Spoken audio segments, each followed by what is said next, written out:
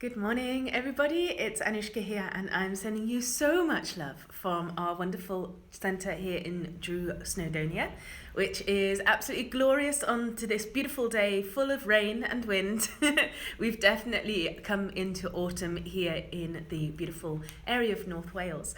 And this morning I wanted to connect in with you for many, many different reasons. But I wanted to start off with a little bit of a story. And I'll probably refer back to it a little bit later as well. But I have been exploring the great joys of feeding the birds. Now, hands up, I think a few of us feed the birds on a regular basis. I know my dad, who's watching at the moment, good morning, Pat, has got beautiful bird feeders, as has my mum, as has my sister, and my brother, and I'm sure that many of you as well.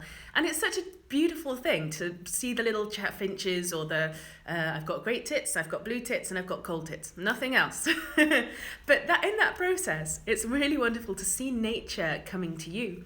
And when I was there watching these beautiful birds coming and landing on the bird feeder and taking and going away, I started to notice that they had certain preferences for certain types of seeds, because I just bought a bag of bird seed, not really knowing or understanding anything about birdseed, and I put it out there, and surprisingly enough, at the end of each day, they had picked the choicest morsels and left everything else. And pretty much most of my bird feed was everything else. And what I discovered was my little blue tits and my great tits and my cold tits really, really love black sunflower seeds. So literally, they will pick out the sunflower seeds from any feed that I put down. And I was thinking about this. I was like, I'm sure that there's a life lesson in here somewhere. What is this life lesson that I'm being taught by these amazing angels as they come and choose their different bird feed?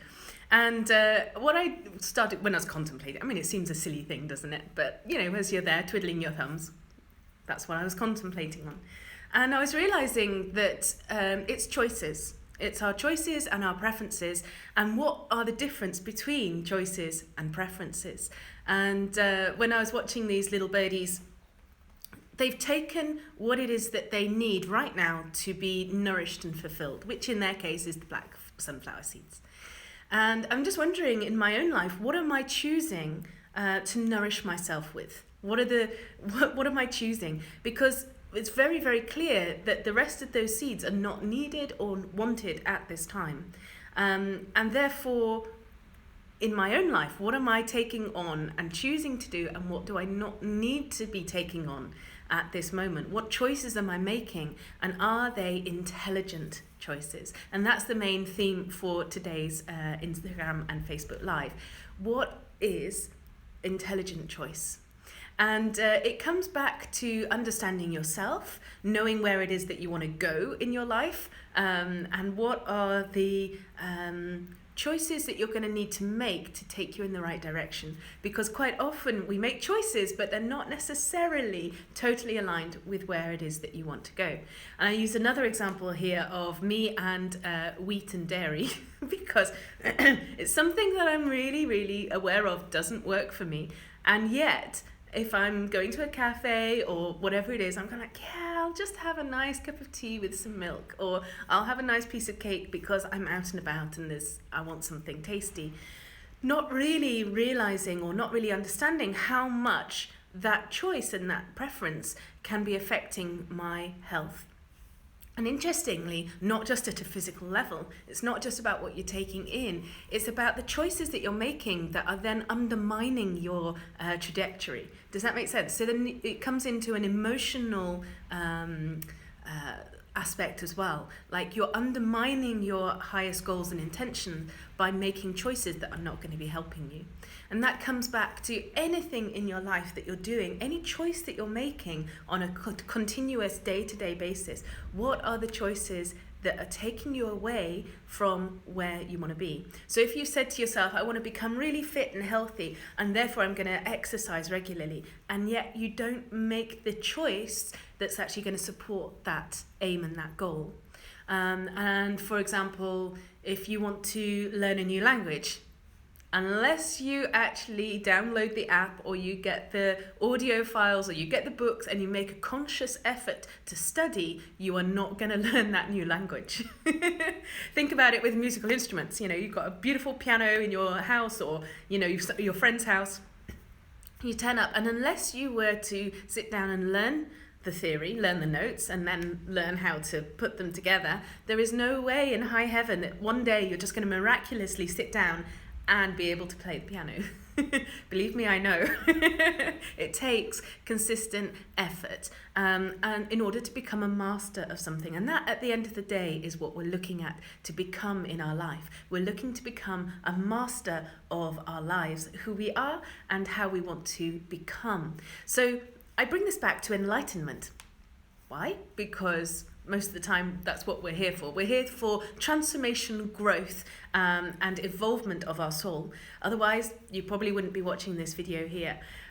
So enlightenment might seem something that's very far-fetched and a long way into the distance, but it's not. It's actually the moments on a day-to-day basis where sometimes you're making the right choices that lead up to the right moment, and you feel this sense of inexplicable joy, of alignment, of beauty. And in that moment, you feel a sense of what they say enlightenment.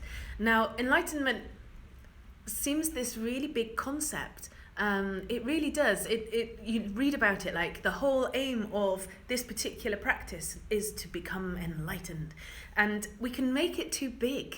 We can make it so big that we don't even make a start by doing our yoga practice every day. We make it so big and unachievable that you're ever going to actually change some of these habits that are not working for you, that we don't even start by restricting our diet or making healthy choices or considering the relationships that are in our lives.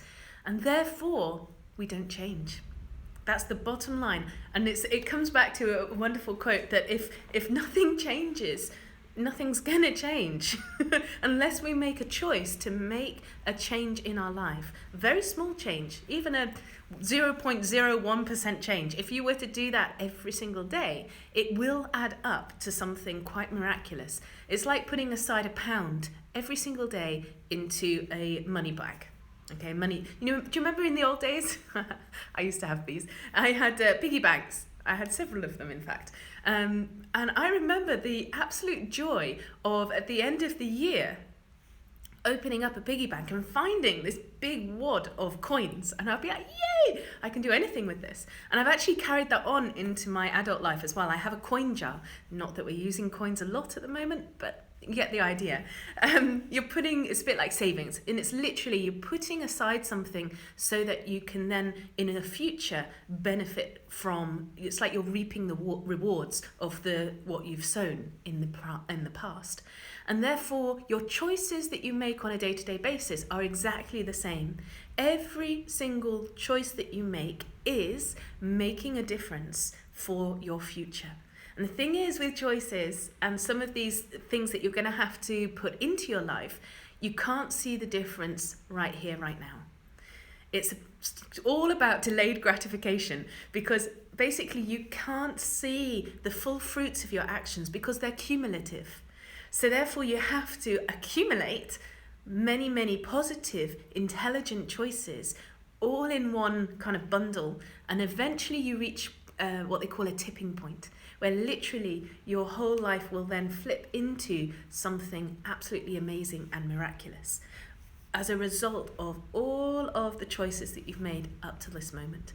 So you can't worry about tomorrow in that sense. You have to just kind of do today, but know that as you add one and you stack these choices one on top of the other, eventually they will come into fruition. And just trusting that process, knowing that what tastes bitter now will actually become sweet in the future. And they say the converse is true. If you have something that tastes sweet now, so it's something that's really nourishing and enjoyable for you, but it's only a short-term gratification because it will turn to bitterness in the end. So that's what I wanted to leave you with this morning, making healthy, intelligent, beautiful choices that are going to take you in the direction that you're longing and wanting to go in. So thank you so much for joining me today. I hope that all is so well with you. Please do comment in underneath the video, and I'd love to get in touch and see how you're getting on.